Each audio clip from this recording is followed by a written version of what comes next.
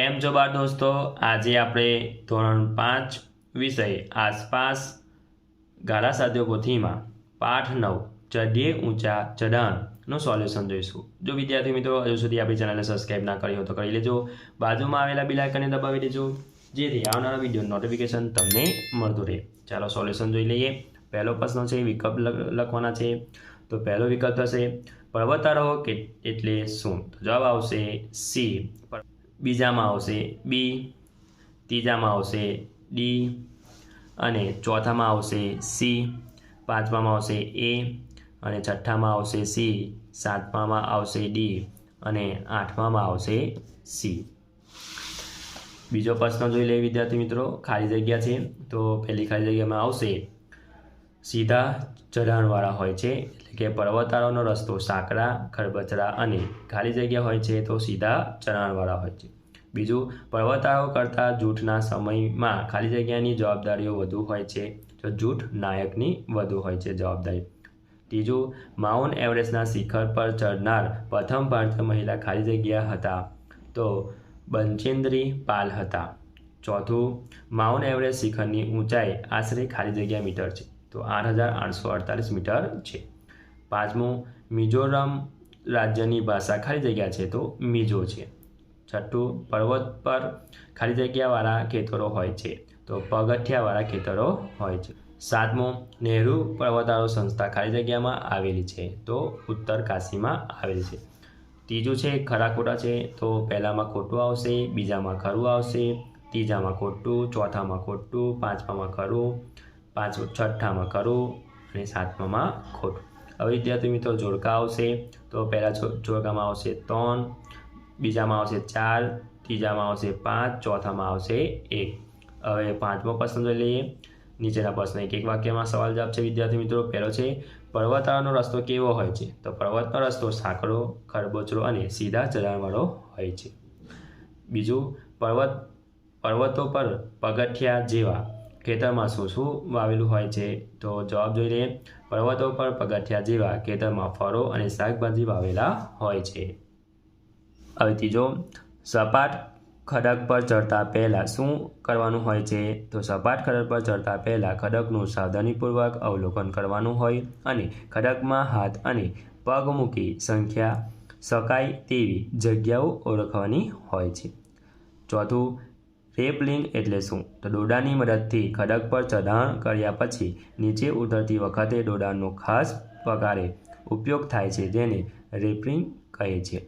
પાંચમું, પર્વતારોહથી વ્યક્તિમાં કેવા ગુણોની વિકાસ થાય છે? તો જવાબ, પર્વતારોહની વ્યક્તિમાં આત્મવિશ્વાસ, નેતૃત્વના ગુણો, હિંમતભેર પડકારોનો સામનો કરવા ગુણોનો વિકાસ થાય છે। છઠ્ઠું, જૂથના સભ્યોથી છૂટી પડેલી ખાંડોબીએ કેમ મોટેથી ગીત ગાયું? તો ખાંડોબીએ તે જૂથમાં સભ્યોની અલગ પડી ગઈ હતી। ખાંડોબીનું મિઝો ભાષામાં મોટેથી ગીત ગાવાનું ચાલુ રાખવાથી તેના જૂથના સભ્યો તેને સહેલાઈથી શોધી શકે। સાતમું, પર્વત પર બરફમાં તંબુ બાંધી રાત્રિ રોકાણ કરતી વખતે તંબુની આજુબાજુ ખાડો કેમ ખોદવામાં આવ્યો? તો ઝેરી જીવજંતુઓ અને સાપથી બચવા માટે તંબુની આજુબાજુ ખાડો ખોદવામાં આવ્યો। આઠમું, જૂથ 7ના સભ્યો માટે બચેન્દ્રી પાલે શું શું કર્યું? તો બચેન્દ્રી પાલે જૂથ 7ના સભ્યો સાથે પ્રખ્યાત ભારતીય ગીત પાકો, બાચામાસ, કફર પાકો, ચેતા મેરી છેલ્લા ગાવાનું અને તેના પર નૃત્ય કરવાનું જોડાયા। નવમું, બચેન્દ્રી પાલે માઉન્ટ એવરેસ્ટની ટોચ પર ભારતનો રાષ્ટ્રીય ધ્વજ કેમ ફરકાવ્યો?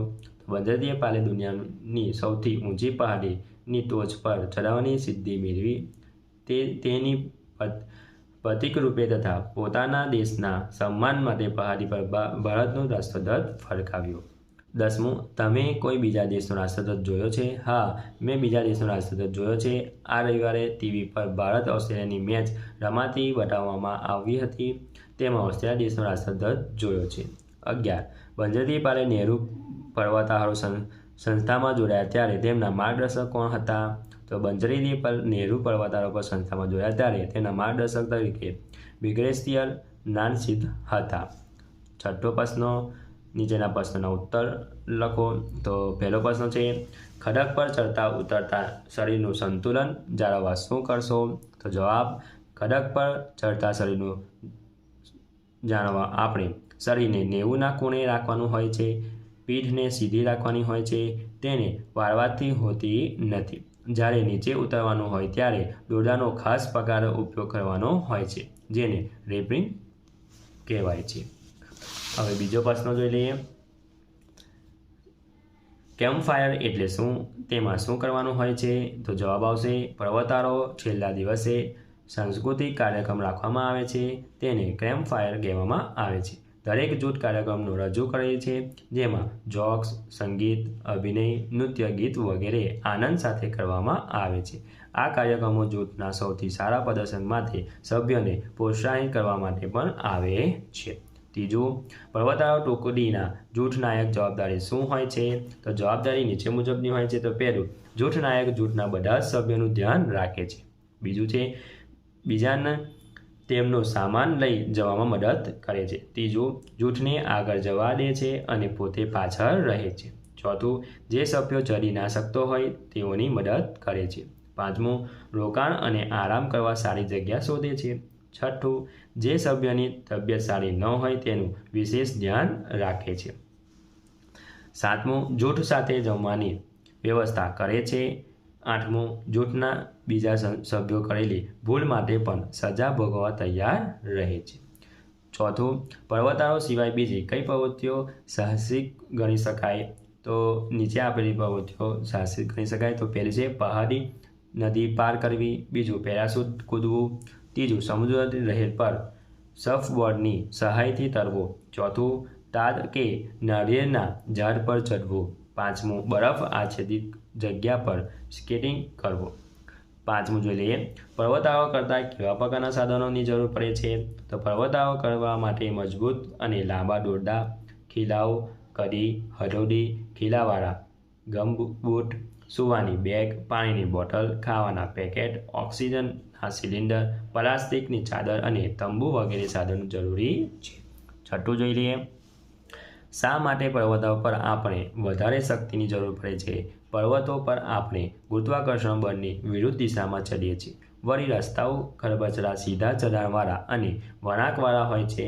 ત્યાંનો ચઢાવ પણ ઊંચો નીચો હોય છે, જેથી આપણે પર્વતો પર ચડતા માટે વધારે શક્તિની જરૂર પડે છે. સાતમું જોઈ લઈએ, આપણા રાષ્ટ્રધ્વજની માહિતી આપો. આપણા રાષ્ટ્રધ્વજની માહિતી નીચે મુજબ છે. તો પહેલું, આપણો રાષ્ટ્રીય ધ્વજ આપણા દેશની ઓળખનું પ્રતીક છે. બીજું, તેઓ આકાર લંબચોરસ, તેમાં 3 રંગના સરખા માપના પટ્ટા છે, તેથી તે તિરંગો કહેવાય છે. ત્રીજું, રાષ્ટ્રધ્વજમાં સૌથી ઉપરનો પટ્ટો કેસરી, વચ્ચેનો પટ્ટો સફેદ અને નીચેનો પટ્ટો લીલો રંગનો છે. ચોથું, રાષ્ટ્રધ્વજના વચ્ચેના સફેદ પટ્ટા મધ્યમાં ભૂરા રંગનું ચક્ર છે, તેને અશોક ચક્ર કહે છે. તેમાં 24 આરા છે. પાંચમું, ઈસવીસન 1947થી તિરંગા ધ્વજને સ્વતંત્ર ભારતના રાષ્ટ્રધ્વજ તરીકે સ્વીકારવામાં આવ્યો છે. સાતમું, માંગ્યા મુજબ ઉત્તર લખો. નીચેના કોષ્ટકના પર્વતારોહકો પોતાની સાથે લઈ જવાની ચીજવસ્તુઓ નામ છુપાયેલા છે, તેમાં નામ શોધો અને ખાલી જગ્યામાં લખો. અને આ રીતે બોક્સ કરવાનું છે. તો પહેલું જ ઉદાહરણ તરીકે આપે છે ખોરાકના પડીકા, બીજું છે પ્લાસ્ટિકની શીટ, ત્રીજું દોરડું, ચોથું રૂમાલ, પાંચમું પાણીની બોટલ, છઠ્ઠું ગ્લુકોઝ, સાતમું સિસોટી, આઠમું ચણા, નવમું ગોળ, 10મું સાબુ, 11 કડી, 12 ડાયરી, 13 તંબુ. બીજો પ્રશ્ન, પર્વત ચઢવો કેમ સાહસભર્યું અને પડકારરૂપ છે? સમજાવો. જો તમારા પર્વત ચઢવાનું હોય તો તમે કેવી તૈયારી કરશો? તમે તમારી સાથે શું લેશો? તમારા પોતાના શબ્દ લખો. તો જવાબ, પર્વત પર ચઢવું ખૂબ જ મુશ્કેલ ભર્યું કાર્ય છે. તેમ કરવા પડી જવાનો, ઈજા થવાનો, ઘા લાગવાનો અને જીવ જવાનો પણ ખતરો રહેલો છે. આથી પર્વત પર ચઢવું કે સાહસભર્યું અને પડકારરૂપ છે. જો ભારે પર્વત પર ચઢવું હોય તો સૌપ્રથમ કોઈ પણ પર્વતારોહણની સંસ્થામાં શું એક સારા શિક્ષક પાસેથી પ્રશિક્ષણ લઉં. પર્વત પર ચઢવા માટે કેવી સજ્જતા કેળવવી તે બાબતે સારી રીતે શીખી લઉં. પર્વત પર ચડતી વખતે હું મારી સાથે ખોરાકના પડીકા, પાણીની બોટલ, દોરડું, કડી, પ્લાસ્ટિકની શીટ, ડાયરી, રૂમાલ, સાબુ, કોટ, સિસોટી, બેટરી, ગ્લુકોઝ, ગોળ, ચણા અને બીજા નાસ્તા વગેરેનું સાથે લઈ જઈશ. તો વિદ્યાર્થી મિત્રો હવે અહીંયા પર્વતથી જોઈ લઈએ. તમે પર્વતો પર રસ્તા વિશે શું જાણો છો? નીચેનો ચિત્ર દોરો. વિદ્યાર્થી મિત્રો અહીં પર્વતનો રસ્તો દોરેલો છે. કચરા જેવા રસ્તા હોય ને વાંકા ચોકા રસ્તા હોય છે. તો તમારે પેન્સિલની મદદથી દોરવાનું રહેશે. બીજો છે તમારા મિત્રને બોલાવ્યા વગર પુસ્તક અંગે પૂછો. વર્ગમાં આવી જ રીતે કશું સમજાવવા પ્રયત્ન કરો, અભિનય કરો. એટલે કે મારા મિત્રને બોલાવ્યા વગર, એટલે કે બોલવાનું કશું છે નહીં ને અભિનય કરવાનું છે. તો મારા મિત્રને બોલ્યા વગર પુસ્તક વિશે સમજાવો. હું ઈશારો ઉપયોગ કરીશ. પુસ્તકમાં ચિત્ર બતાવીને તેના વિશે ઈશારોથી તેને પૂછીશ. વર્ગમાં આવી જ રીતે કશું સમજાવવા માટે વર્ગના 1-2 વિદ્યાર્થીઓ ઈશારાથી ઊભા કરીશ અને પાઠ બતાવીને આંગળી વડે ફકરાને વાંચીશ. બીજા વિદ્યાર્થીઓને કવિતા બતાવીશ. ઈશારાથી બોલવા કહીશ. વર્ગના બીજા બાળકને આંગળી મૂકી પ્રશ્ન વાંચશે. ત્રીજો છે 6-8 બાળકો જૂથ બનાવો. તમારા જૂથ માટે ધ્વજ બનાવો અને તમે શા માટે ભારત પસંદ કરી છે વિશેષતાઓ સમજાવો. અહીંયા ધ્વજનો પ્રશ્ન છે, એની વિશેષતા જોઈ લઈએ. અમારા જૂથે ભારત માતાના નકશાના સૂર્ય રાખ્યો છે. અમારા જૂથે ભારત એ માટે પસંદ કરી છે કે આપણું ભારત હંમેશા સૂર્યની જેમ પ્રકાશમય, ઉર્જામય અને શક્તિ આપવાનું બની રહે. ભારતના દરેક સપૂતીની કીર્તિ સૂર્યની જેમ દુનિયાભર ફેલાય. હવે હોટ પ્રશ્ન જોઈ લઈએ. વિકલ્પો છે તો પહેલા વિકલ્પમાં આવશે A ઉત્તરકાશીમાં, બીજામાં આવશે D આપેલ તમામ, ત્રીજામાં આવશે C સાગર મથામાં અને ચોથામાં આવશે B ભારતનો રાષ્ટ્રીય ફરકાવ્યો હતો. તો વિદ્યાર્થી મિત્રો, આ મારો વિડીયો ગમ્યો હોય તો લાઈક કરજો, તમારા ફ્રેન્ડ સાથે અચૂકથી શેર કરજો. હજુ સુધી આપણી ચેનલને સબસ્ક્રાઈબ ના કરી હોય તો કરી લેજો. બાજુમાં આવેલા બેલ આઇકનને દબાવી દેજો જેથી આવનારા વિડીયોનું નોટિફિકેશન તમને મળતું રહે. Thank you.